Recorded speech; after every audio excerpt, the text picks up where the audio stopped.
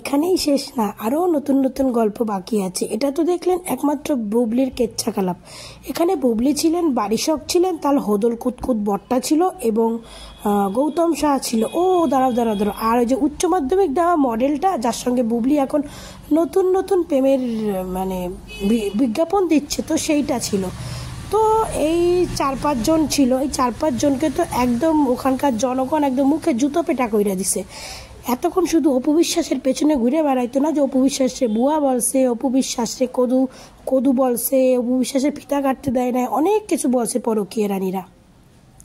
তো সেই পরকীয়া রানীর মুখে না এখন জনগণ একদম জাম্মা গৈসা দিছে। ঠিক আছে, এই যে এই বারিশক আপা আর এই গৌতম শাহ আপা অপু বিশ্বাসকে ছাড়ার পরে না এদের লেভেলটা কোথায় চলে গেছে দেখছেন তো।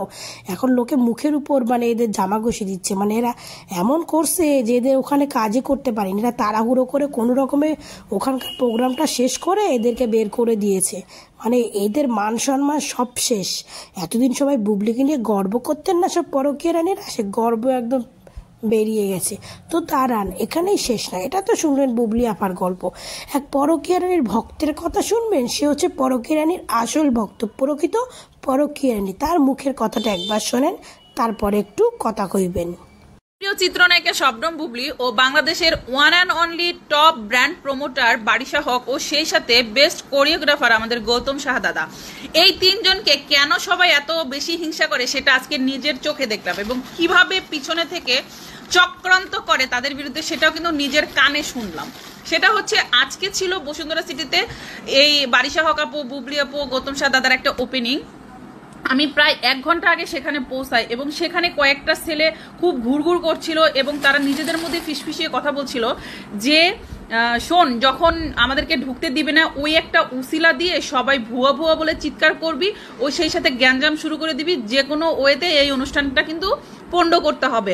বাট আল্লাহর অশেষ রহমত ও বুবলি আপুর জনপ্রিয়তা, সেই সাথে গৌতম শাহ দাদা, বারিশা আপুর যে জনপ্রিয়তা, মানুষ কিন্তু তাদেরকে ভালোবাসে, যার কারণে কিন্তু এই পণ্ডটা করতে পারে না। সেই সাথে সাংবাদিক ভাইয়েরা অভিযোগ করেছে তাদেরকে ঢুকতে দেয়নি, অপমান করেছে, এগুলো সম্পূর্ণ মিথ্যা কথা। এটা সিচুয়েশনটা আসলে ওরকম। তাহলে বাংলাদেশের আর সাংবাদিকদের কোনো দরকার নেই, সাংবাদিকরাও মিথ্যা কথা, বাংলাদেশের সাংবাদিকরাও মিথ্যা কথা বলে, একমাত্র এই পরকীয়া রানী সত্যি কথা বলে। এ তো বিশ্ব পরকীয়া রানী, এ তো একসময় অপু বিশ্বাসকে বেঁচে খেত, অপু বিশ্বাসকে বেঁচে এ এখন অনেক কিছু কইরা টইরা এখন এ কি কইছিল যে আমি অপুকে নিয়েও ভিডিও বানাবো না, আমি পরকীয়া রানী বুবলিকে নিয়েও ভিডিও বানাবো না। তারপরে এই আফার তো নিজের ভিডিও দিত, নিজের হোদল মার্কা বরের আর নিজের ভিডিও দিত, ওই হোদল মার্কা শেয়ার আর দিয়ে সে ভিডিও তো কিছু কেউ দেখতো না। সে আফা কী ভাবলো, তখন পরিমণিকে নিয়ে ভিডিও শুরু করলো। তো পরিমণির ভিডিও অত জনগণ খাচ্ছে না, কারণ বাংলাদেশে তো একমাত্র এখন অপু আর বুবলির নামই বেশি চলে, বাস্তব যেটা সেটাই। তো এই আফা কী করলো, বুবলির দিকে ভিড়ে এলো। তো এখন বুবলির হয়ে আফা কথা কইতাছে। তো আফা আগে থেকে জান্না গেছিলো, সে বসুন্ধরায় গিয়ে সব জান্না গেছিলো যে 4-5টা ছেলে ওখানে ঘোরাঘুরি করছে, এগুলো হচ্ছে তৃতীয় ব্যক্তির কোনো লোক যারা ওখানে ঝামেলা করতে এসেছিলো। তো আমি সবাইকে বলি এবং উপভক্তদের বলি, এই আফারে আইনের আয়ত্তে আনা হোক, এই আপার কাছ থেকে জানা হোক সে ছেলেগুলো কে ছিল, কারা ঝামেলা করতে এসেছিলো, এই আফারে আইনের আয়ত্তে আনা হোক। আর এই আফারে না উপভক্তদের বলছি, এর এমন জুতা পেটা করেন, এই আফার অতিরিক্ত বল মানে হয়ে গেছে। এর দোকান, এর এই খোদল মার্কা দোকান উদ্বোধন করতে আসেনি বলে এই আফা অপু বিশ্বাসের পেছনে লাগছে।